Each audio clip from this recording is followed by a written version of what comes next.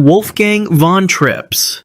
In September 1961, the Italian Grand Prix at Monza drew the elite of Formula One racing. Among them was Count Wolfgang von Trips, a German nobleman whose aristocratic background seemed at odds with the dangerous world of motor racing. Von Trips was just 2 races away from securing the world championship for Ferrari, a position that had put him at the center of attention that weekend. On lap 2 of the race, von Trips' Ferrari was traveling at over 150 miles per hour on the approach to the Parabolica curve. Alongside him was Jim Clark's Lotus. In a split second, their wheels touched. The contact was minimal, but at such speeds it was disastrous. Von Trips' Ferrari became instantly unstable. The car pitched sideways, then became airborne. Like a missile without guidance, the Ferrari sailed toward the spectator area, where fans stood watching behind a low fence. They had no time to react. The car slammed into the crowd and fence with savage force. Metal twisted and shredded. The impact threw Von Trips from his cockpit, his body tumbling across the ground like a rag doll. His helmet tore off. His unprotected head struck the track surface repeatedly. Witnesses described a scene of chaos and horror. Blood stained the grass. 15 spectators lay dead or dying, their bodies broken by the impact of the Ferrari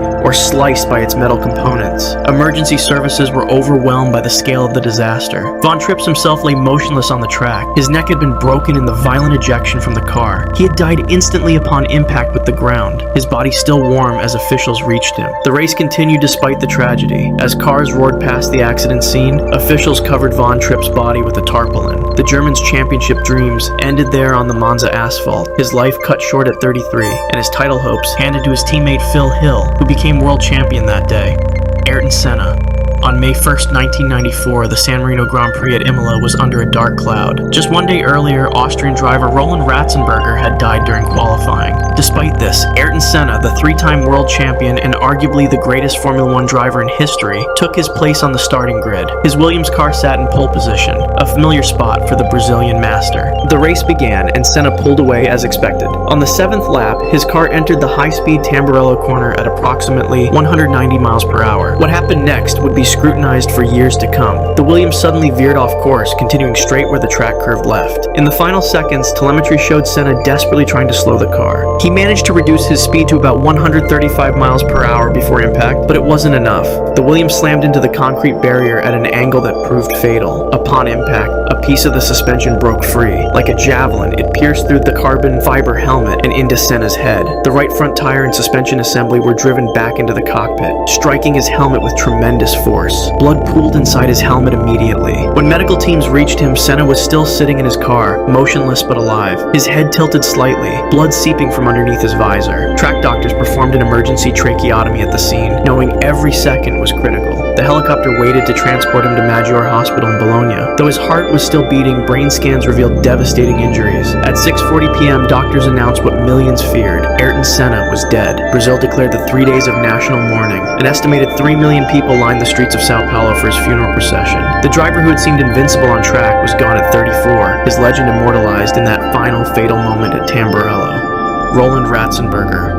On April 30th, 1994, the qualifying session for the San Marino Grand Prix was underway at Imola. Roland Ratzenberger, an Austrian driver competing in only his 3rd Formula One race, was pushing hard in his Simtek Ford. At 34, Ratzenberger was older than most rookies, having worked his way up through the ranks of motorsport with determination rather than fanfare. During his fast lap, Ratzenberger's car struck a curb at the Acque Minerali chicane. The impact damaged his front wing, but instead of returning to the pits, he continued his qualifying run. Engineers watching from the pit wall could see the wing wobbling precariously as the car sped down the straight. As he approached the Villeneuve curve at over 190 miles per hour, the compromised carbon fiber wing finally failed. In an instant, it folded under the car, eliminating all downforce and rendering the Simtek uncontrollable. Ratzenberger was now merely a passenger in a missile without guidance. The car veered sharply to the right. Onboard telemetry recorded a momentary desperate correction on the steering wheel before impact. It was futile. The Simtek slammed into the concrete wall at barely diminished speed. The impact was so violent that Ratzenberger's head snapped forward against the cockpit, causing a basilar skull fracture. The safety harness that kept him in the car became the mechanism of fatal injury as his body stayed fixed while his head moved violently forward. When marshals reached the scene, Ratzenberger was motionless, his head tilted at an unnatural angle. Medical teams worked frantically, removing him from the wreckage and beginning CPR. A helicopter waited nearby to evacuate him to Maggiore Hospital in Bologna. Despite their efforts, Ratzenberger was pronounced dead on arrival. The official cause was listed as a basilar skull fracture, an injury that would later lead to mandatory head and neck support devices in motorsport. His death, though soon overshadowed by Senna, bananas the following day marked the first fatality in a Grand Prix weekend in 12 years. Tom Price. On March 5, 1977, the South African Grand Prix was underway at Kyalami. Tom Price, a talented Welsh driver for the Shadow team, was known for his natural speed and quiet determination. At 27, he was considered a future champion by many in the paddock, his career just beginning to flourish in the dangerous world of 1970s Formula One. On lap 22, Renzo Zorzi's car pulled off the track with a minor engine fire. Two marshals from the opposite side of the circuit ran across the track to assist with fire extinguishers. The first made it across safely. The second, 19-year-old Frederick Jansen van Vuren, was not so fortunate. As Price crested the rise after the main straight, he was traveling at approximately 170 miles per hour. The marshal suddenly appeared in front of him, crossing directly into his path. There was no time to react, no possibility of avoidance. The impact was devastating. The Shadow hit Van Vuren with such force that the marshal's body was thrown high into the air, landing hundreds of feet away. His body was so badly mutilated that officials initially could not identify which marshal it was. But the horror did not end there. The 40-pound fire extinguisher that Van Vuren had been carrying was struck by Price's car. It became a deadly projectile, flying directly into Price's face at relative speeds approaching 200 miles per hour. The extinguisher struck Price's helmet with devastating force, partially lifting his helmet and causing fatal injuries to his head. The impact was so severe that the full-face helmet offered no meaningful protection. Price's car continued down the straight, no longer controlled by its driver. With Price already dead at the wheel, the Shadow veered into Jacques Laffite's Ligier before finally coming to rest. When officials reached the car, they found Price still strapped in the cockpit, his face unrecognizable from the impact. The race continued around the two covered bodies on and near the circuit, the red flag procedures of the era not deemed necessary for these deaths. Ronnie Peterson. On September 10, 1978, the Italian Grand Prix at Monza began in chaos. Ronnie Peterson, the Swedish driver nicknamed Super Swede for his spectacular driving style, was in his Black Lotus starting from the grid's midfield. Tall, blonde, and universally liked in the paddock, Peterson was one of Formula One's most popular figures. As the lights changed, the pack of powerful cars accelerated toward the first chicane. The narrow track couldn't accommodate the 24 cars fighting for position. James Hunt's McLaren veered slightly, touching another car. In an instant, what had been an orderly grid became a mass of spinning, colliding machinery. Peterson's Lotus was pushed into the barriers at high speed. The impact was violent, crushing the front of the car and trapping his legs in the twisted metal. Within seconds, the wreckage erupted in flames. Fuel from ruptured tanks ignited, surrounding Peterson in fire. Several drivers, including James Hunt, stopped and ran back to the burning Lotus. They pulled Peterson from the inferno before he suffered severe burns, but the damage to his legs was already done. Both were badly broken, with multiple compound fractures clearly visible as they laid him on the track surface. When medical crews arrived, Peterson was conscious and talking. His injuries, while serious, didn't appear life-threatening. He was transported to Niguarda Hospital in Milan, where x-rays confirmed at least 27 fractures in his legs and feet. Doctors decided to operate immediately to stabilize the fractures. What no one realized was that bone marrow from the multiple fractures had already entered Peterson's bloodstream. During the night, he developed fat embolism syndrome. Tiny globules of fat began blocking small blood vessels in his lungs and brain. His breathing became labored. His organs started failing one by one as oxygen couldn't reach his tissues. By morning, Peterson was in critical condition. His wife, Barbara, rushed to his bedside but arrived too late. At 9:55 a.m. on September 11th, Ronnie Peterson died at age 34, not from burns or immediate trauma, but from the insidious internal damage that no one had detected in time. Jules Bianchi. On October 5th, 2014, the Japanese Grand Prix at Suzuka was being lashed by torrential rain from an approaching typhoon. The race had started under safety car conditions and visibility was poor. Jules Bianchi, a 25-year-old French driver for Marussia and a Ferrari Academy prospect, was fighting hard to earn his team valuable championship points. By lap 43, the rain had intensified. Adrian Seudel-Sauber had already aquaplaned off the track at the Dunlop curve, hitting the tire barrier. A recovery crane had been dispatched to remove Seudel's car, positioned just beyond the runoff area. As Bianchi approached the same corner, his car began to hydroplane on the wet surface. He lost control at approximately 134 miles per hour, sliding off at virtually the same point as Seudel had moments before. But unlike Seudel, Bianchi's trajectory took him directly toward the recovery vehicle. The Marussia slid beneath the rear of the 13-ton crane. There was no safety skirt to prevent such an intrusion. The impact sheared off the roll hoop of Bianchi's car and caused a deceleration measured at 254 G, among the highest ever recorded in motorsport. The blow was crushing. Bianchi's helmet helmet struck the underside of the crane with tremendous force. Although the carbon fiber shell remained intact, the sudden deceleration caused devastating diffuse axonal injury to his brain. When medical teams reached him, he was unconscious but breathing. Carefully extracted from the destroyed cockpit, Bianchi was transported by ambulance to Mee University Hospital. Neurosurgeons performed immediate emergency surgery to address the critical brain trauma, but the prognosis was grim from the start. Bianchi never regained consciousness. For 9 months, he remained in a coma, his family maintaining a constant vigil. Machines kept him breathing, while doctors repeatedly explained the irreversible nature of his brain injuries. On July 17, 2015, Jules Bianchi died at a hospital in Nice, France, still just 25 years old.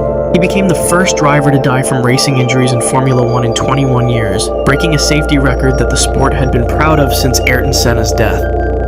Jochen Rindt, on September 5, 1970, qualifying for the Italian Grand Prix was underway at the Monza circuit. Jochen Rindt, an Austrian driver known for his spectacular car control and fearless style, was leading the championship by a substantial margin.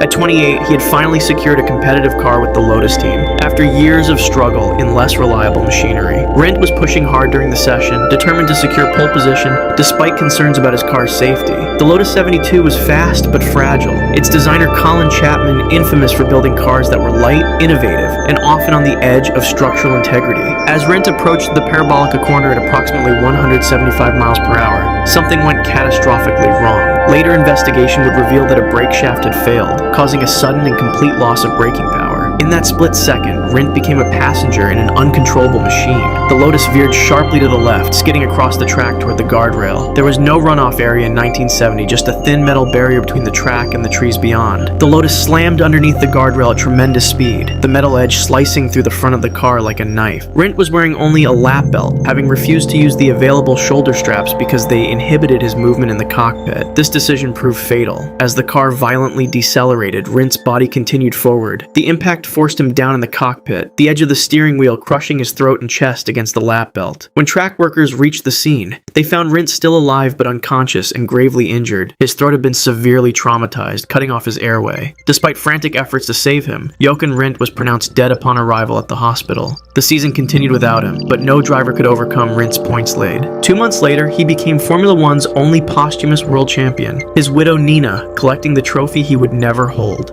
François Cevert. On October 6, 1973, the final qualifying session for the United States Grand Prix was underway at Watkins Glen. François Cevert, the handsome 29-year-old French driver for Tyrrell, was being groomed as the successor to his teammate and mentor Jackie Stewart. With his movie star looks and natural speed, Cevert represented the future of Formula One, a rising star in a dangerous era. Stewart was set to retire after this race, his 100th Grand Prix, and had been teaching Cevert everything he knew. The Frenchman was determined to show his readiness to lead the team with a strong qualifying performance that Saturday morning. As Cevert approached the challenging uphill S's section at approximately 150 miles per hour, his Tyrrell suddenly snapped to the right. What caused the initial loss of control would never be definitively determined. The car struck the right side guardrail with tremendous force, then ricocheted across the track into the left side barrier. The second impact was even more violent than the first. The Tyrrell hit at such an angle that it was launched into a terrifying series of rotations. The car began to disintegrate, parts scattering across the track as the monocoque twisted and contorted. The force was so extreme that the guardrail buckled, creating a gap that allowed the car to partially pass through. When the Tyrrell finally came to rest, it was nearly unrecognizable. The blue car had been torn apart, with Cevert still strapped inside what remained of the cockpit. The barriers had sliced through the vehicle, effectively cutting it in two. Jackie Stewart, following behind on track, came upon the scene moments later. He immediately recognized the destroyed blue car and stopped. What he saw was so horrific that he would later refuse to describe it in detail. Cevert had suffered fatal injuries, his body partially dismembered by the metal barriers. Death had been instantaneous. Officials quickly covered the wreckage with a tarpaulin. The Tyrrell team immediately withdrew from the race, Jackie Stewart's illustrious career ending not with a final race, but with the death of his protege. Piers Courage. On June 21, 1970, the Dutch Grand Prix was being held at the Zandvoort circuit. Piers Courage, a British driver from a wealthy brewing family, was piloting a De Tomaso car for the Frank Williams team. At 28, Courage was known for his aristocratic background and devil-may-care attitude, a throwback to the gentleman racers of an earlier era. By lap 23, Courage was pushing hard, the De Tomaso's Ford Cosworth engine howling as he navigated the circuit's flowing curves. As he approached the fast right-hander at Tunnel Oost, disaster struck. took. The suspension on his car suddenly failed, likely due to metal fatigue that had gone undetected. Without warning, the De Tomaso veered off the track at nearly 150 miles per hour. The car slammed into the soft sand that lined the circuit, digging in and beginning a violent series of rolls. With each impact, pieces of the car were torn away. One of the front wheels, still attached to its suspension assembly, was ripped off and sent flying. In a cruel twist of fate, this wheel and suspension unit came down directly on the cockpit area. The impact was violent, causing fatal head injuries to Courage instantly. But what followed made the scene even more horrific. The magnesium components of the De Tomaso's chassis, lightweight but highly flammable, ignited upon impact. Within seconds, the wreckage was engulfed in intense white-hot flames that burned at over 3,000 degrees. Magnesium fires cannot be extinguished by conventional means, and the heat was so intense that marshals could not approach. Inside the burning chassis, Courage's body was consumed by the inferno. The heat was so extreme that even his helmet melted in the blaze. Track workers stood helplessly by, unable to intervene as the fire burned with unstoppable ferocity. When the flames finally subsided, leaving only a blackened chassis, medical officials were faced with the grim task of recovering what remained. The severity of the fire had made the scene nearly unrecognizable as a racing car. The race continued, with Jackie Stewart eventually taking victory, though his celebrations were notably subdued. Riccardo Paletti. On June 13, 1982, the Canadian Grand Prix was about to begin on the Circuit Gilles Villeneuve in Montreal. Among the drivers on the grid was Riccardo Paletti, a 23-year-old Italian rookie competing in only his second Formula One race. Driving for the small Osella team, Paletti was determined to make his mark in the sport after a difficult debut at the Monaco Grand Prix earlier that season. As the starter raised the green flag, Didier Pironi's Ferrari stalled on pole position. Yellow warning lights flashed, but in the days before sophisticated radio communications, many drivers at the back had no way of knowing about the stationary car ahead. The field began to navigate around the stranded Ferrari, but Paletti, starting from the back, had limited visibility. By the time he saw Pironi's car, it was too late. Paletti's Osella slammed into the back of the Ferrari at nearly 110 miles per hour. The impact was so violent that the front of Paletti's car was completely crushed, driving the front suspension and engine back into the cockpit where Paletti sat strapped in. The young Italian was pinned in the wreckage, conscious but unable to move as his chest was crushed against the steering column. Rescue workers frantically tried to reach him, but their efforts were complicated when fuel began leaking from the ruptured tanks. Just 30 seconds after the initial impact, the spilled fuel ignited. Flames engulfed the wrecked Osella with Paletti still trapped inside. Pironi and several marshals fought the fire with extinguishers, temporarily keeping the flames at bay long enough for medical personnel to reach Paletti. When they finally extracted him from the burning wreckage, Paletti was still alive but barely breathing. His chest had been crushed on impact, causing massive internal injuries. He was immediately transported to the Royal Victoria Hospital in Montreal, where doctors fought desperately to save him. Despite their best efforts, the trauma was too severe. Riccardo Paletti was pronounced dead shortly after arrival, having suffered fatal chest injuries from the initial impact rather than the subsequent fire. Mark Donohue. On August 17, 1975, practice for the Austrian Grand Prix was underway at the Österreichring. Mark Donohue, an American racing driver known as Captain Nice for his analytical approach and engineering background, was behind the wheel of his Penske-owned March. At 38, he had already achieved success in numerous racing disciplines, from Can-Am to NASCAR, even winning the Indianapolis 500. As Donohue approached a fast section of the circuit, a tire on his March suddenly failed. The car veered off the track at high speed, careening toward the barriers. In a desperate attempt to slow the car, Donohue managed to steer away from the solid guardrail, instead crashing into a set of catch fencing and advertising hoardings. The impact wasn't particularly violent by Formula One standards. The car broke through the fencing and came to rest without the devastating damage typically seen in fatal accidents. Donohue was able to extract himself from the car and stand on his own. He appeared shaken but largely unharmed, complaining only of a headache. Track medical staff examined him briefly at the scene and found no obvious injuries. The headache was dismissed as a likely result of the impact, something routine for racing drivers of the era. Donohue walked away from the crash, returning to his hotel to rest. During the night, his condition deteriorated rapidly. The headache intensified to unbearable levels. By morning, Donohue was vomiting and confused, classic symptoms of what doctors would later identify as a cerebral hemorrhage. A seemingly minor piece of debris had struck his helmet during the crash, causing bleeding inside his brain that was slowly building pressure. By the time he reached the hospital in Graz, Donohue was slipping in and out of consciousness. Surgeons operated immediately to relieve the pressure on his brain, but the internal damage was too extensive. Mark Donohue died 2 days after the accident without regaining consciousness, the delayed nature of his fatal injury leaving teammates and friends in shock. What had seemed like a minor incident had claimed one of racing's most respected figures through an invisible, creeping death. Patrick Depailler. On August 1st, 1980, the Hockenheimring in Germany was quiet except for the sound of a single Formula One car. Patrick Depailler, the 35-year-old French driver known for his flamboyant driving style and passion for motorcycles, was conducting a private test session for the Alfa Romeo team. The weekend's German Grand Prix was approaching, and Depailler was determined to improve the car's setup. The Hockenheim circuit of 1980 was a fearsome track with long straights cutting through dense forest. The most challenging section was the Ostkurve, a fast left-hand bend that required absolute precision and commitment. Drivers approached it at over 170 miles per hour with only thin barriers separating them from the trees beyond. At approximately 10:30 in the morning, Depailler was on his fourth lap of the day. As he entered the Ostkurve, something on the car failed completely.